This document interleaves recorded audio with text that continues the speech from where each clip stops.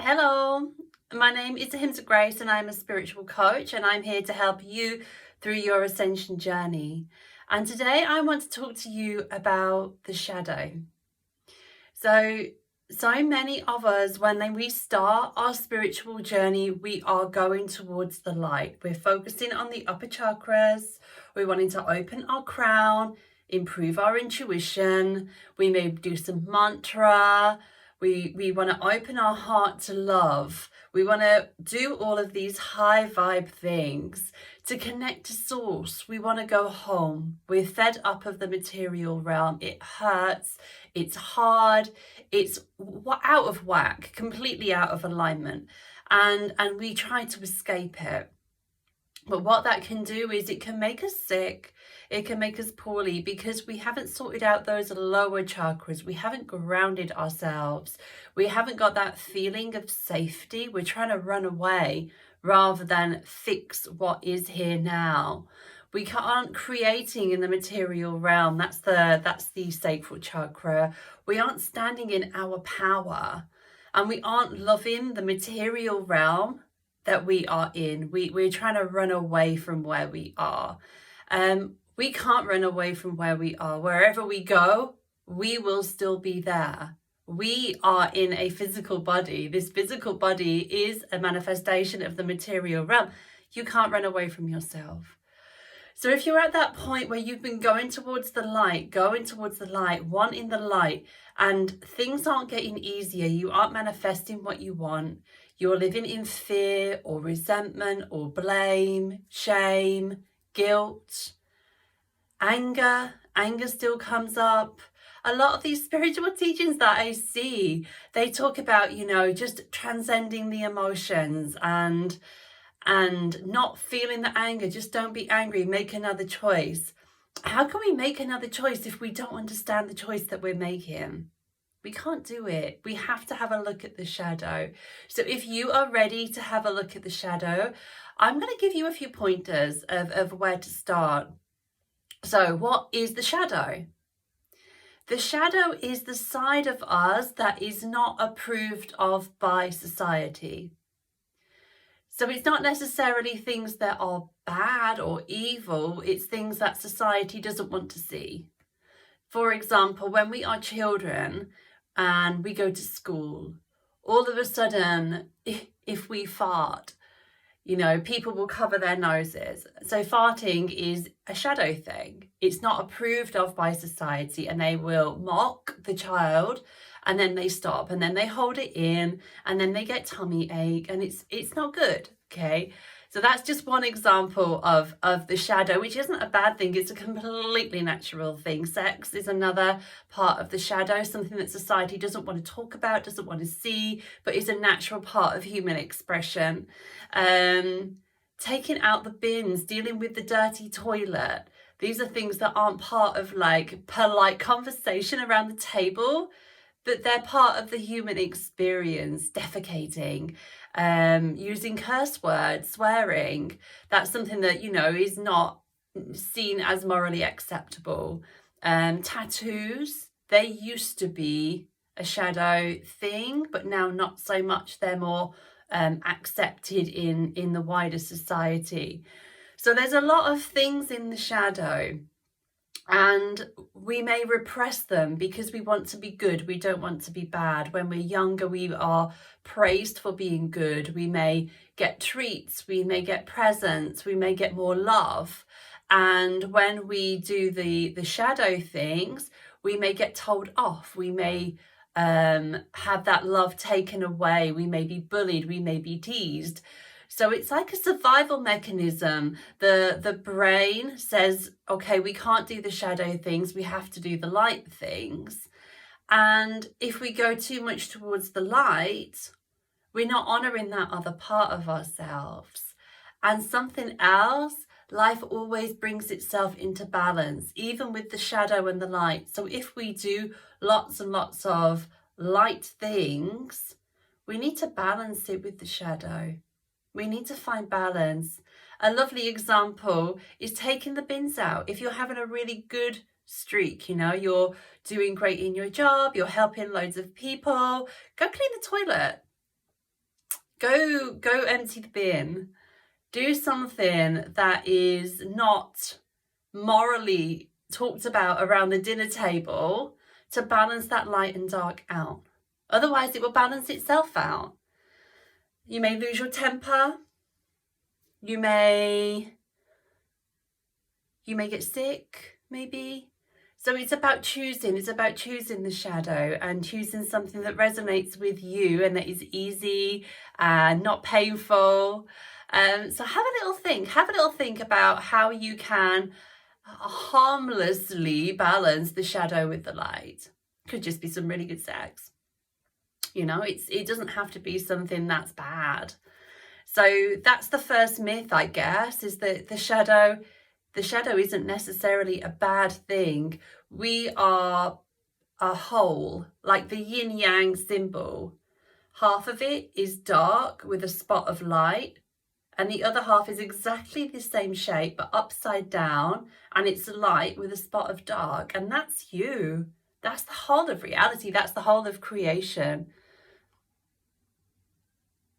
You know, you have like nests of birds, and maybe one of them is going to be the runt. That's the one that will be allowed to die.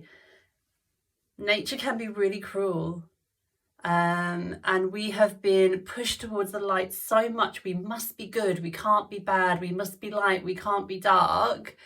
That we push away half of ourselves. It's half of you. Okay, so that's what the shadow is the sides of us that society doesn't deem nice, acceptable, something that society doesn't want to see. So how can we become more aware of our shadow selves? Well, we can witness ourselves. This is also known as mindfulness. We can watch ourselves navigate our lives and observe our thoughts, observe our habits, observe our beliefs, observe our behaviors. Like, take it from a bird's eye perspective, see it as a whole. So what are you thinking?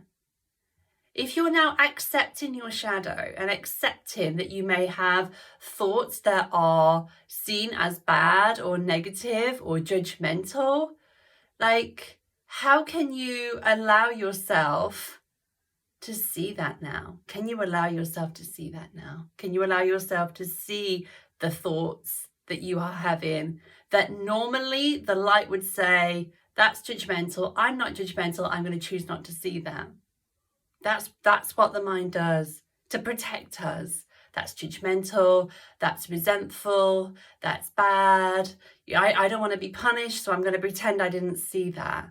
Maybe allow yourself to see it. See yourself as you truly are. What thoughts are you having that you wouldn't normally allow yourself to see? What habits are you in? Are you in habits that are destructive? See your habits for as they are. Are you addicted to social media, cigarettes, alcohol? Why are you doing it? Why do you do that? Your beliefs. I believe this is bad. I believe this is good. I believe this is right. I believe this is wrong. Do you? Or is it just what you were told to think a long time ago? Start to see it as a full picture. So knowing that you are light and dark, what now can you see in your thoughts, habits and beliefs? And love it and accept it. It's who you are. It's where you are now. If you don't like it, you can change it, but accept it as it is now. Once you see it, once you know it, you're not it anymore, and you can see it. And you might say, God damn, I'm quite a envious person. What's that all about? You know, and then you can start channeling. Channeling is such a gift. We can really honestly look at ourselves. There's a couple of journaling techniques you can try. So one of them is just journaling. You know, put a question on the paper, why am I envious? And then start writing. Another thing that you can do is free writing. Free writing is when you don't let the pen leave the paper. So you start to write, I am envious because, envy is my example right now. I am envious because, and then start writing. And you'll find maybe an inner child starts to come through about something that happened when you were younger. And she said this and she did that. And this is what happened to you. And you may find a story comes out. And if you hit a block, you think there's more, but you don't know what to write. Right, I don't know what to write. I don't know what to write. I don't know what to write. And see if the flow picks up again. That can really show you what is going on in that subconsciously in that moment, and the inner child gets a voice. You can also try voice noting, which you can send to a friend who you trust, or you can just use the voice note app. You don't even have to listen to it back. It's like free writing, but with your voice. I am envious because, and then just start speaking and see what comes out. And then you can heal that. Forgiveness is such a gift. You can start to heal it. You can start to forgive yourself. You can start to forgive other people. You can start to forgive that shadow within you and accept it as part of who you are. A massive part of this great awakening is us returning to our true essence. What is that? It's the divine and it's the material. It's the light and it's the dark. It's the masculine and it's the feminine. This fixation with the light is toxic masculinity. It's the toxic masculine. It's the denial of the feminine.